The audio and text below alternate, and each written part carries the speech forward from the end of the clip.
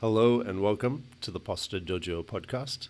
My name is Sam Miller and I'm here sharing my own journey of postural transformation and speaking with experts from all across the world with different fields of expertise who can add to the conversation around how our breath, how our movement, how the way we think, how we go to the gym, how we build habits that make our lives better and make our bodies better.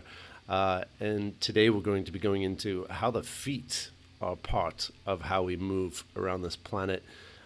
We're bringing up ideas that are helpful to understand, but also some practical tips that you can apply to your own postural transformation journey. Raleigh, welcome to the podcast.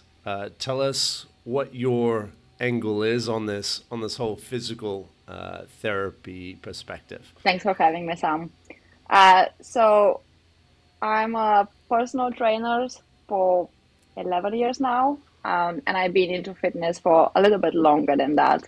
But in the last 3.5, 4 years, I started building up interest about understanding the human body a little bit better.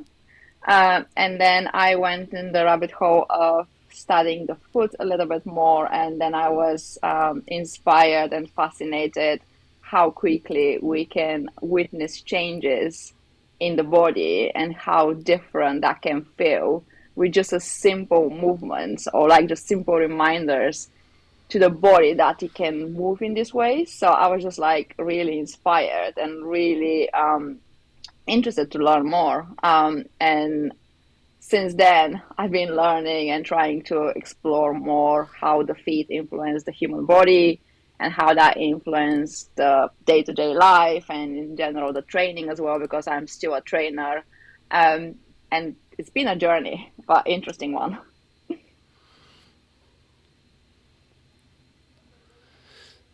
So I'm absolutely fascinated by the feet because I think this is a new frontier. I know when my buddy first started experiencing issues from a compromised posture, imbalances higher up with a kyphoscoliosis were causing my hip flexors to get quite tight. But my body actually, I felt, I woke up at 5 a.m. I'm like, I need to walk. I need to take a proper walk and feel the big toe pushing through my foot and my entire body. That was the thing that kind of came to me. It wasn't the pain in the hips. It was you need to walk to kind of restore this flow, which I know it now, but at the time I'm just like I need to go for a giant walk. And then a couple episodes ago on this podcast, we spoke to Dr. Emily, who works with the feet quite a bit, and she really broke down a lot of stuff about how the feet are part of this. In my own experience, getting different tools, I realize I just have this one here, the Busu ball. I'm realizing the feet are such a key piece to all of this. So I guess walk us through what I guess first why do we need to pay attention to our feet? Okay, so for many of us who have legs and feet, that's our first contact with the ground, when we are standing, walking. So if we are active people, we probably doing something between 4,000 and 10,000 steps a day, maybe even more, for some people. And then every step we take is connected to the ground, to the feet. So the feet are first contact with the ground, and this is the first information to the body when we are walking or doing exercises. So it's interesting that we tend to protect the feet in a special shoes, or think about the foot as a whole, like a one whole piece, which is not moving. But in reality, the foot have 33 joints and 26 bones. So it's just pretty much each foot have the same amount of joints and quite a lot of bones, like the spine. But we are not really interested in a way how the foot is moving. We just think about, we're just making steps forward and that's it. We need to think about the rest of the body. But the way how the foot is articulated with the ground is gonna influence the rest of the body. So every take we do is the information for the body how to self-organize over each foot. And if we are not doing that very well, then the body starts creating compensation or adaptations, and that's not always a bad thing. The compensation and adaptations are a great thing because the body can adapt, but in a way we might experience limitations, and then the body can start experiencing that kind of in some cases might be a pain or discomfort, or in some cases can be just like we lose our ability to move well and experience like nice easy walk. So I have always think about that walk should be easy, like for everyone. But a lot of people say like I can go and train in the gym, but when it comes to going out for a walk, that feels hard. And walking shouldn't feel hard. And I think that one of the reasons why this feels hard for many people is because the relationship between the feet and the lower legs, the lower body, and then the rest of the body is kind of mismatched. There is some missing component, and one of these often is the feet. So feet get stuck in certain shape or certain position and start missing certain movements, and then the rest of the body had to either compensate for that or is limited to move in a ways we can. So it's quite important to understand how the feet are moving, and that we may be limiting that movement by using certain types of shoes. As a woman, I used to wear a lot of high heels, very pointed shoes for many years, and that's definitely a limitation for the body, and that definitely influence how our body starts like responding and how we are like standing or moving. But not just the shoes, the way how we do certain things can also be influenced by the feet.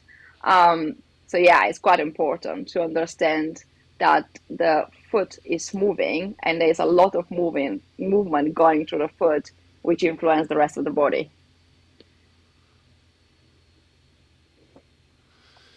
Yeah, it's the beginning of the flow of gravity through our entire body, Yeah. right?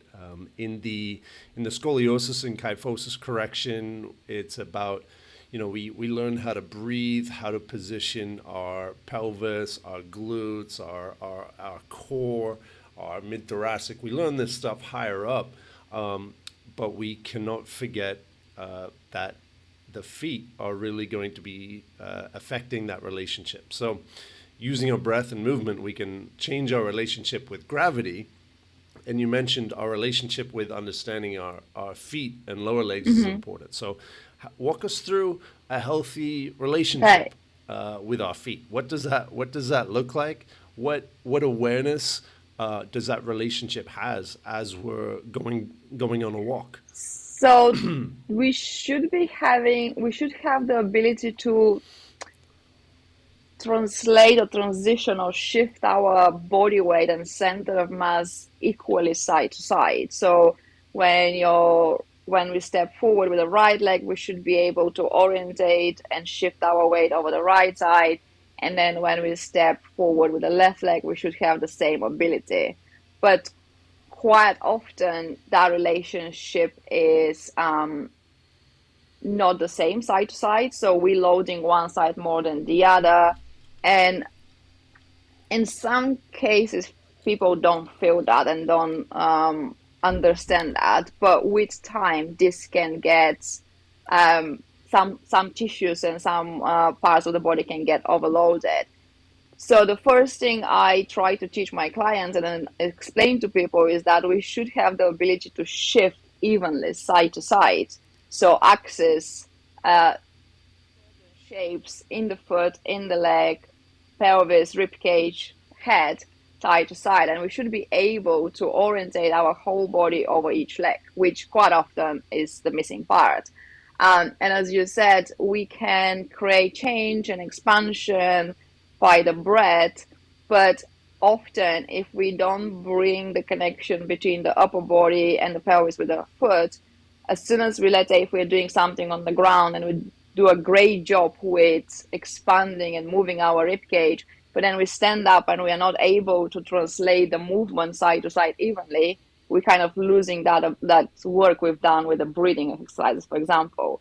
So what you often can see if you start watching people walking, I do all the time, but you might, it's quite often we can see, for example, one arm is moving so much, but then the other one is almost stationary, or we can see people turning a lot to one side, but then they're not really turning their body to the other side. We can see like a foot almost like swinging on one side, but then on the other side feels like, so we can start seeing different patterns how people walk. And it's great because, as I said, this adaptation, the compensation is allowing us to continue doing the things we are supposed to do, like walking, moving. But that show us that we don't have the ability to move evenly side to side. So where we start is to understand the foot pressures and understand also the foot tripod. So the foot pressures and how we transition our weight side to side is very important. And also access the bigger, wider tripod, so the space between the heel bone, the first metatarsal joint is which is the big toe joint, and then the fifth metatarsal, which is the like a little toe joint. So we're creating that big triangle. So when we are stepping and pushing off the ground, we have that nice wide base, which allows the foot to articulate better with the ground and allows the foot to create the shapes, the pronated shape and the supinated shape. So we can load one side, and then at the same time, the other side is like ready to push us forward. So we can continue walking forward, but with less effort and less energy expenditure. Because if we start translating our weight differently side to side, then the body starts working harder. And at some point, that's gonna start like stopping us from doing what we like to do in a way, or like we're gonna start creating these different shapes in our body. For example, scoliosis acquired, not always, of course, that can be structural thing, but I've seen people who think that they have scoliosis, but then truly it's just the relationship between the feet and the lower body, and then they ended up in that position. But it's not necessarily that it was a structural issue. It was more like a whole body issue. So I've seen actually some crazy changes with someone who is 56 or something, so around this age, and literally for the amount of like 45 minutes, they were able to stay more upright for like since they've been 60 years old, and that was crazy for them, and for me as well as experience to see it. So yeah, it's never too late to really start trying, becoming a creator of your yeah, structure, and walking is like one of the most, I think, basic things to master at any age, right? It's one of those yeah, things that is a habit we can build for a very long time. In scoliosis and kyphosis, we often have a collapse in the upper body, and this collapse can take away some of the bounciness, some of the springiness that we should naturally have in our structures. And I'm curious, like how you perceive bounciness. Do you look for bounciness, and how do you generate that using the tripod structure that you mentioned? so I think that the first thing I do is restore a little bit of that ability of the foot to pronate and supinate. So the pronation is going to be that lengthening of the tissues on the bottom of the foot. And quite often people think that this is just lengthening that medial arch, the biggest arch, but the foot have three arches. So we have the medial arch, but we also have the outside, the lateral arch, and then we have the transverse arch, which basically is the whole dome shape of the foot. So pronation is not just like dumping the medial arch into the ground, it's actually lengthening the tissues on the bottom of the foot, and in a way the joints open on the bottom of the foot. So that's the first thing I look when I'm teaching my clients how to move better and how to create a little bit more movement in the foot and create some more before we start building the strength. Because if we teach the tissues to lengthen, they're gonna be in a position where they can contract and create that more supinated, more rigid shape. But if we are not able to lengthen the tissues, we can't truly get that contraction and stiffness of the foot. And I believe that if we restore the foot pronation and supination, then that bounciness you talk about is going to naturally come back into the body, because we're going to have that ability to have a mobile foot when we are stepping into the ground, when we are transitioning our weight over that foot. And then because we are able to lengthen the tissues and we are able to create a pronated shape, after that the foot is able to supinate and create that bounciness to push off. So it's not, before I do anything else, I just want my clients to be able to start pronating and supinating the foot and understand what's the difference. So it's not just like pushing into the ground and forcing the foot, but actually creating that experience of a length, and then creating that experience of shortening of the tissues so the foot can change the shape.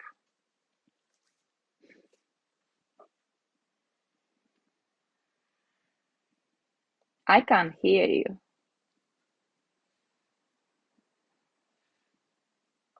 I can't hear you.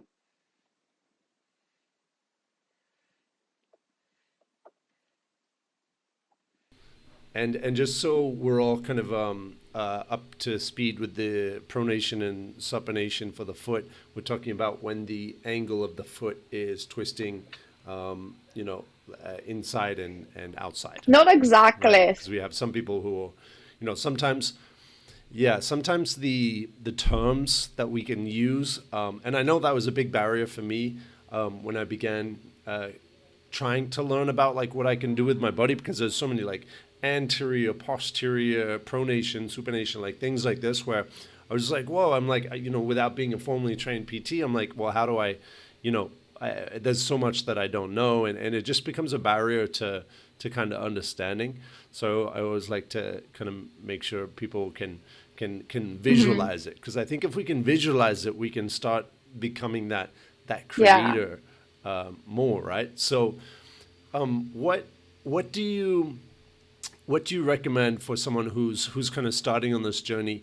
And I guess where do you begin? Because we learned that myofascial release and some of these points using these balls or half domes, where you can kind of create tension on certain points in the foot to release tension there, and then also toe spacers as well. What kind of things do you like to do for someone who kind of wants to start building this relationship with their feet?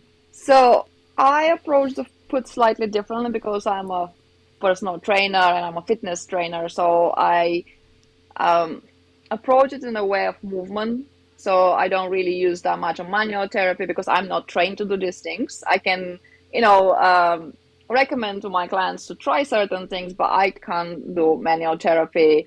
I don't even use that much of a massaging balls, because I would like my clients to start understanding movement as well. So if they need the manual therapy and more like a different approach, I'm probably going to send them to someone else.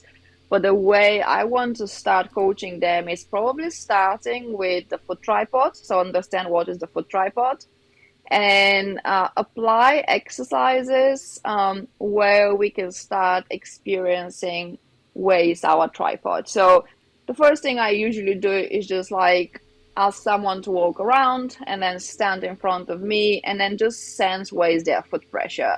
Do they feel like the foot pressure is even side to side, or they feel like one foot is a little bit heavier compared to the other? And some people who are able to answer these questions, and people who actually are very disconnected from the ground, they often say that they feel very balanced everywhere, but visually I can see they are not. So that gives me the first indication sometimes. If someone just say everything is balanced, I feel my heels, I feel my forefeet, I feel the tripod as you describe, but then I see the disconnection.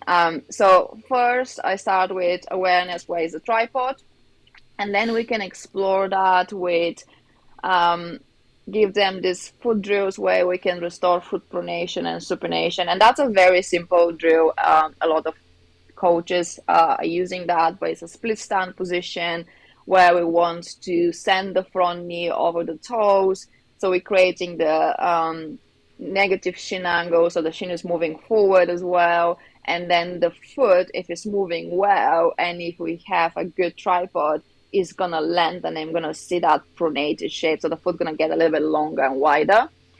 But if the foot tripod is smaller and you don't have access to that wider optimal tripod, then you can see how the foot starts turning. So it's like more like turning as a whole piece instead of lengthening and spreading, because to create pronation and supination, we would expect that the rear foot or the heel is going to move slightly in opposition than the forefoot. But if that movement is restricted, you're going to see the feet literally moving as a whole. So I will start with very simple drills, like a split stand position, teaching the person to send their knee forward, change that shin angle to negative, and then bring themselves back in space. I might use exercises like a step down. So some people have, they think that they are bending their knee, but actually their knee is moving forward because they're forcing their knee through their rib cage, or they're pushing their pelvis forward, but actually their knee didn't really flex. It just looks more forward, but it didn't change shape. It didn't change the angle. So I might use exercise like a step down. So I will step on something higher, and then we just like going up and down with one leg. And then in terms of supination, what I usually like to do is just standing tall and just trying to rotate side to side. And that rotation of our leg should create a little bit more supinated, more rigid shape. So in a way, the movements are very simple, but they can be very eye-opening, because they feel hard sometimes, and people are just gonna start sensing muscles they never felt in their body, or they're gonna do few repetitions and they will be like, I feel tired. And it's just because the system is like challenged to do something different that they were missing. So I like to start with movement, and then I can start using these principles with other exercises, or I can add the same principle to a split squat, or like a step up, single leg hinges, or just like really teaching my client where their foot pressure is, how to use the foot pressure, what to expect, so they can start building that relationship from the ground up.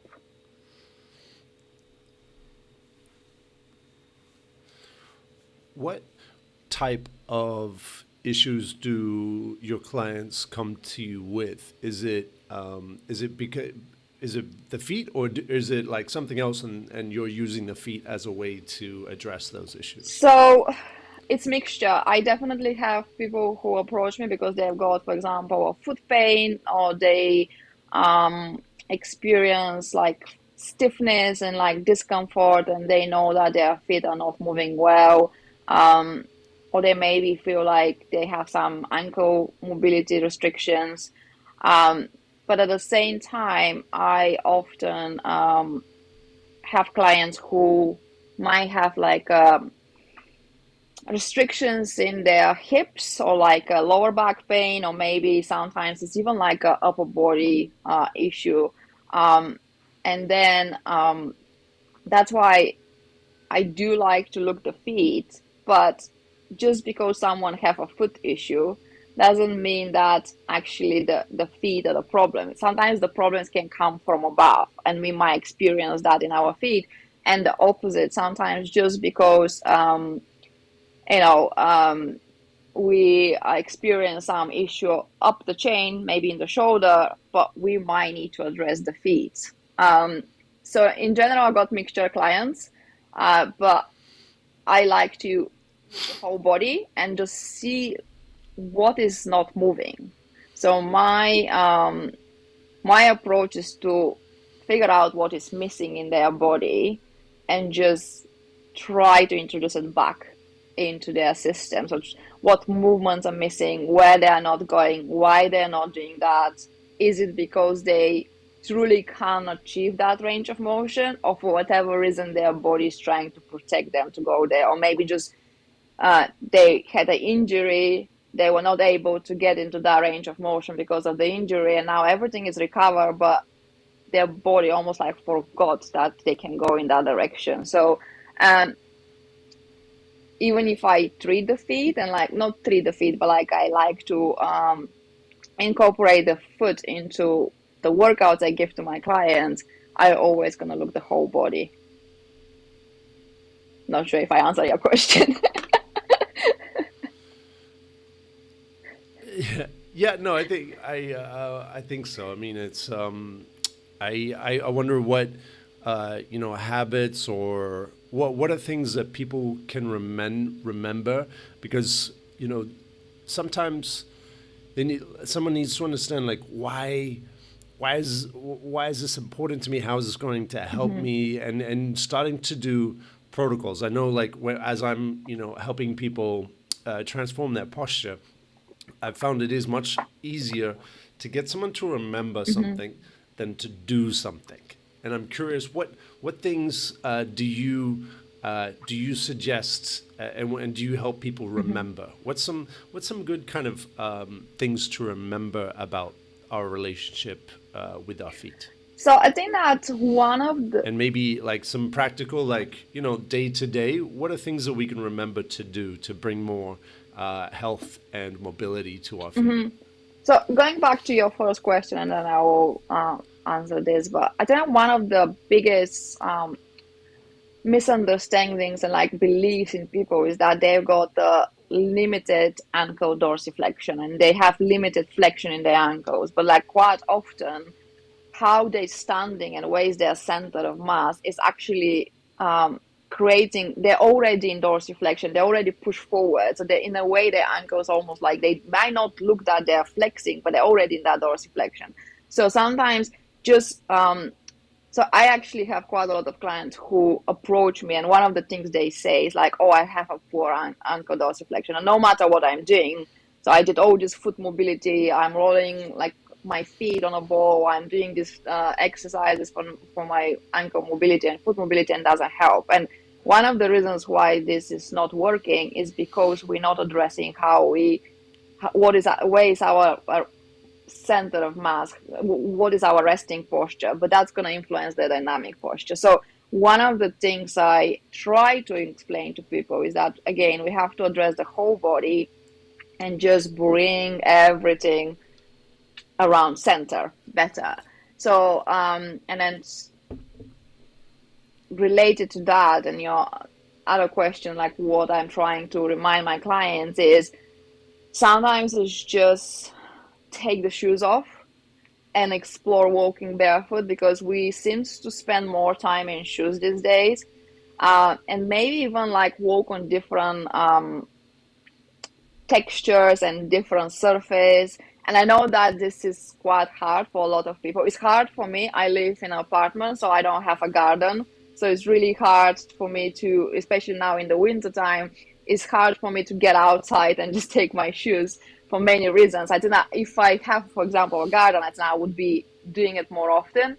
But even like taking our socks off or like shoes off, slippers off, and just like walk and explore even at home, that can be helpful. So one of the things I try to tell my clients is that start doing this, because if I ask them like, especially when people approach me with foot issues, they seems to protect the foot. They seems to limit even more movement there because they think that this is going to help them. So that's one of the first thing I tell them. Or maybe even try different type of shoes. So it's like, if you're wearing always the same shoe, how about if you start exploring and so just giving different information to your body? And then the other thing I try to tell them is maybe, again, because I'm a trainer, so usually people come to me because they want to train and they want to move or play sports. is just to start bringing their awareness of how they use their feet, because quite often we actually don't use that. So we think about, oh, how we brace our core and raise our back and how we position our spine, but we don't really think about how we're using the feet, and they can change drastically the way how we move. But even for people who are really into lifting heavy weights, it can change the way how you're lifting, and it's gonna be, it's crazy for some people that they can actually lift quite heavy for the matter of a few sessions if they start using their feet properly, if they start learning how to push and create power from the feet.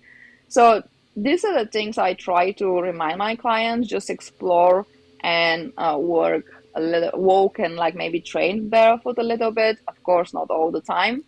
And then the other thing is just bring awareness how they use their feet when they exercise, and maybe a little bit when they walk. But I actually don't like to tell people to create changes and try to make changes when they're walking in terms of their feet, because every step is probably under a second, and we can't really self-organize how we're gonna use the foot for under a second. So I think that when it comes to walking, I usually give them like more visual. So it's like maybe like lift your eyes and look slightly further away, not down. Maybe try to um, like go for a walk, but don't have anything like holding back, or maybe even a rucksack, and then maybe just try to get your arms moving a little bit more. So, hands out of the pocket.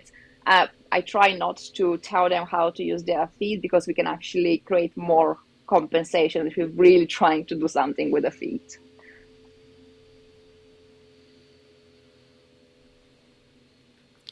I like that.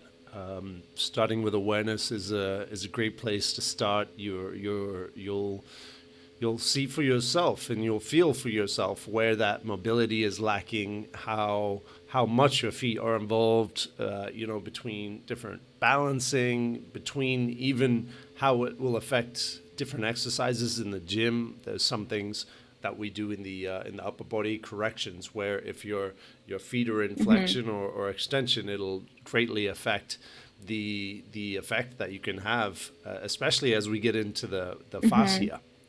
The fascia is definitely, part of that, and our feet are kind of a way to kind of to create tension and pull and Mm-hmm. elongate the fascia. Do you do some facial work with the feet? No, I don't do some facial work with, no, I'm not trained of that. I haven't done this type of courses, but I think that um, I still probably influence the fascia, and I still probably, because if we are in the right position and if we articulate the foot in a right way, we're gonna create that connection with the fascia, and we're gonna still influence. I My brain is just not thinking like that because I don't have that training.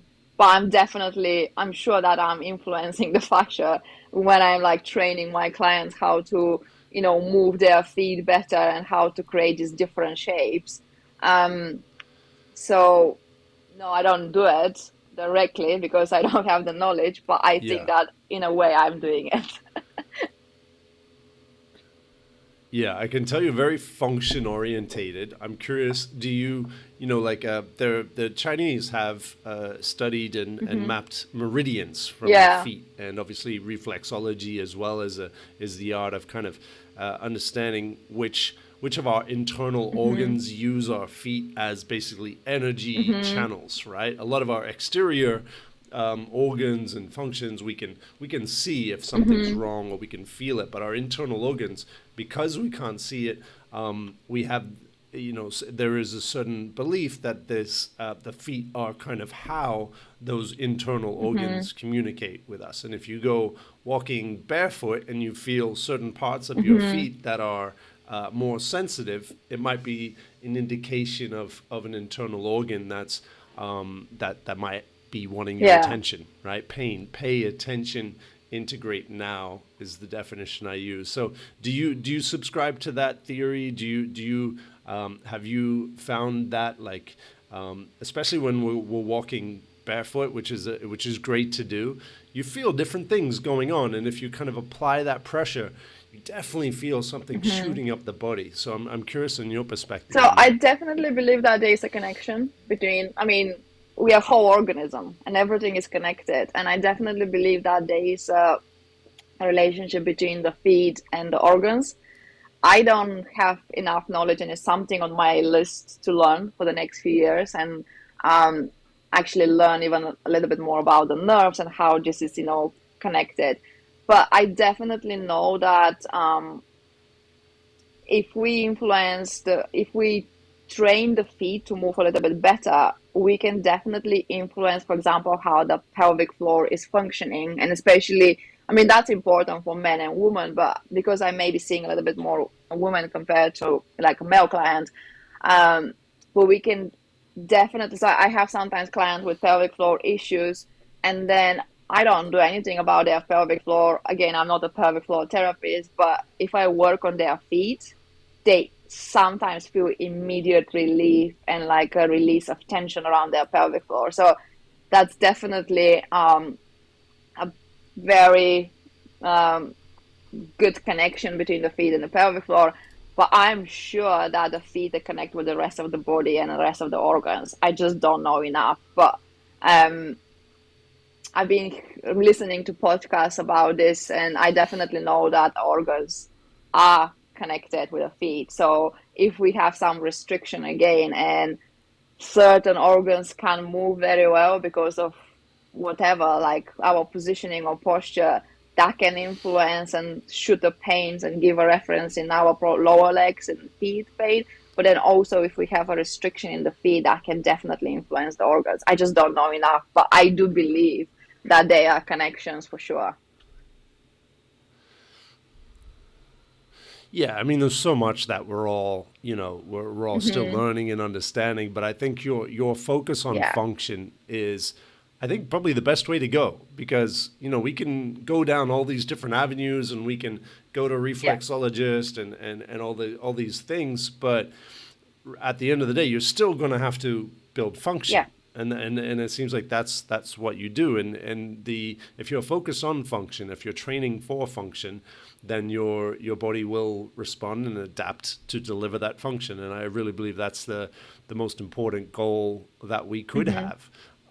So yeah, tell us like what is the benefit of prioritizing foot Hmm. function? What's the cool stuff you can do with your feet once you've prioritized and trained this type of So function? the first time, this came in mind, but when I did the first course with Gary Ward, and I have to be honest, my brain was just like cooked after 2 days.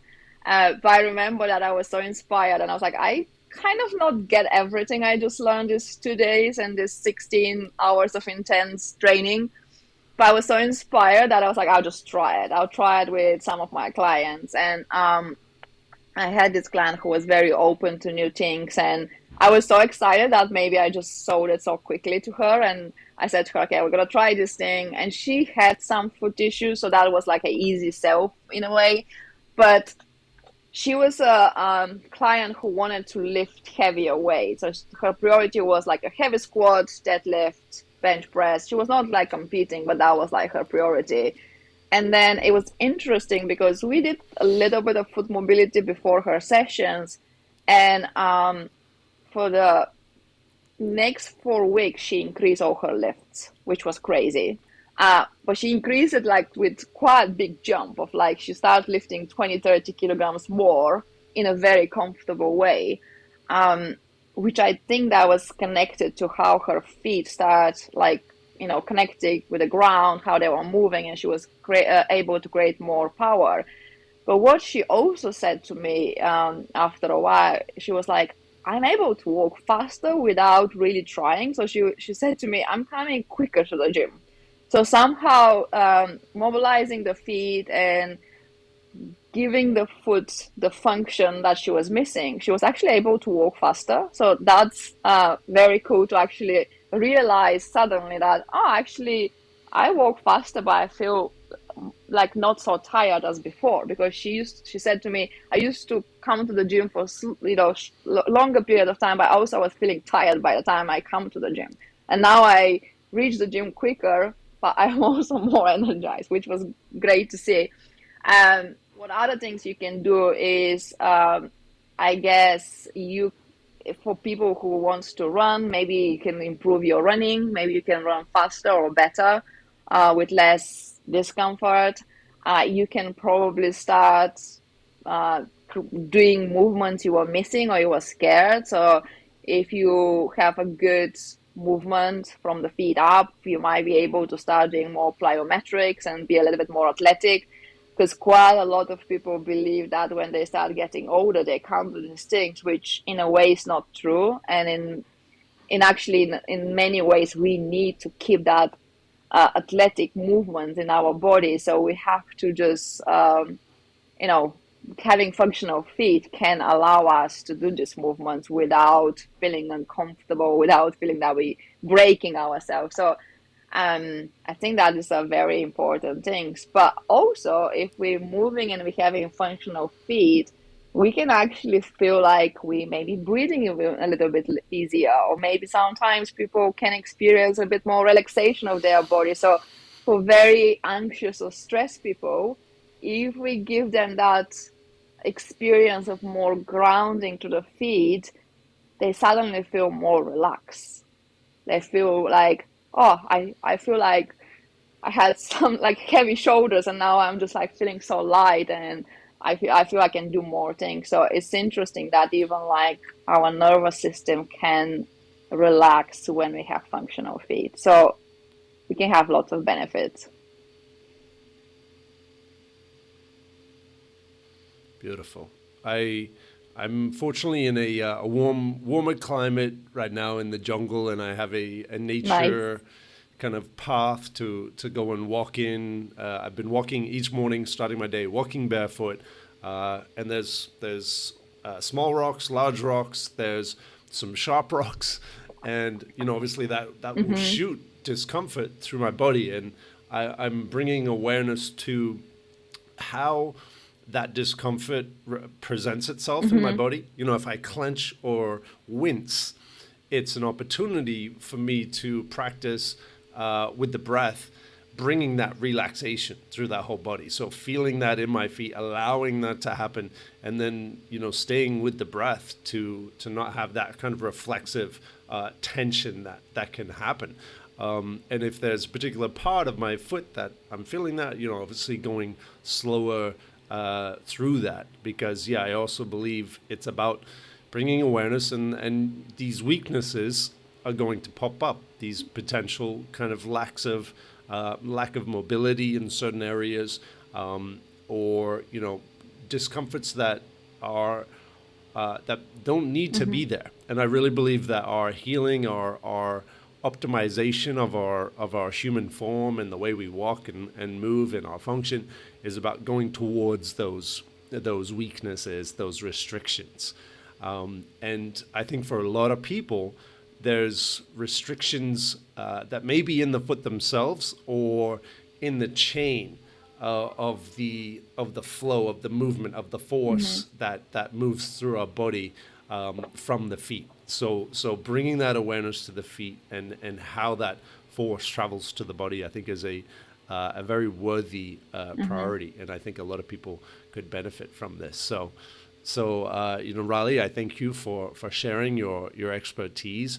Let us know what kind of people can you like really help? Like who can come to you and find a lot of benefit with your work, and where do they Mm-hmm. find you? How do they contact you? I'll also include the links in the Okay. description. So I just wanted to add something to what you just said, like a walking barefoot and have like this experience. And what is the cool thing is we get our information from the feet. So when you experience like a little niggle or like a discomfort, or maybe just like, oh, I stepped on that stone and that's how I felt, it's it gives us information. It gives information to the whole body and the brain, and in a way the body can self-organize and learn, which I think that sometimes it's a little bit harder when we wearing this like a very massive shoes, which are kind of squishing our um, feet. And I'm not saying that I actually am not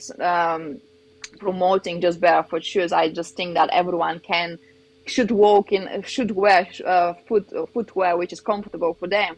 But it's just we might be missing sometimes that information. So I think that even we sometimes experience a discomfort from the ground, or like we have that information, is quite important for the body. And in terms of like what kind of people I train, so I work with general population clients, but because of the courses I did and the connections I have in the online space, I actually work with quite a lot of fitness coaches and movement professionals. So I have sometimes them for clients just to help them understand their feet and their body. And sometimes I work with their clients for a couple of sessions just to help them to, understand how to help their clients with their feet. So I work with mainly general population clients. I had few professional athletes, but not like I haven't worked for that long, because they're professional athletes, but in a way they are coaches, so they just need a little bit of help with the feet.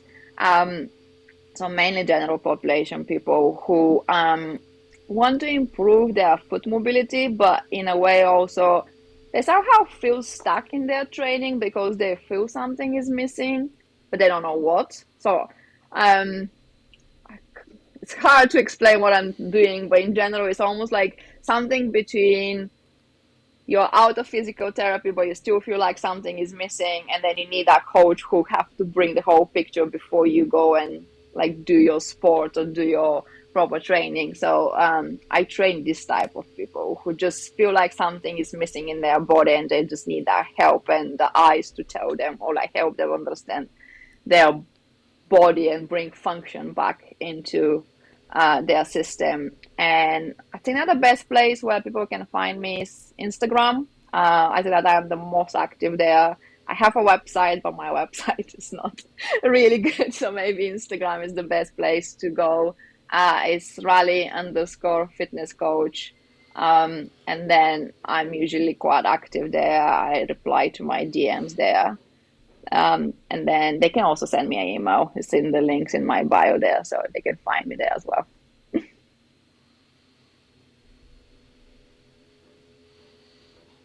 Amazing. Raleigh, thank you. Thank you for the work you Thank do. you very much Thank for having you me. for helping people from this perspective. Yeah, absolutely. I recommend everyone out there to start prioritizing their wellness. I believe there's no greater wellness, there's no greater purpose than your own wellness. To go out and save the world, we need you to be really well first. So I recommend everyone prioritize this. And I know that if we haven't brought our awareness or prioritized our wellness before, there's so many places that we can begin, and it's almost overwhelming. And sometimes we never begin. But I think the easiest way to begin is start stacking habits that are easy for us to do in our routine, whether it's getting off the bus or the train a little earlier so we can take a longer walk, whether it's making that time in the morning to start walking and bringing that awareness to our feet. I think these are great ways to start, and this is a habit that you can take with you forever. Gravity does not stop. Gravity keeps on going, and so the sooner we start understanding and developing a relationship with gravity, the better. And I think the feet is really the first part. It's the front lines of our relationship with gravity. Yeah. So let's pay attention. Let's bring in that awareness. If you've listened this far, you now have some deeper information, some deeper insights into what's going on in your feet and how that affects the rest of our body. So thank you for listening. Take care of yourselves. We'll see you in the next one.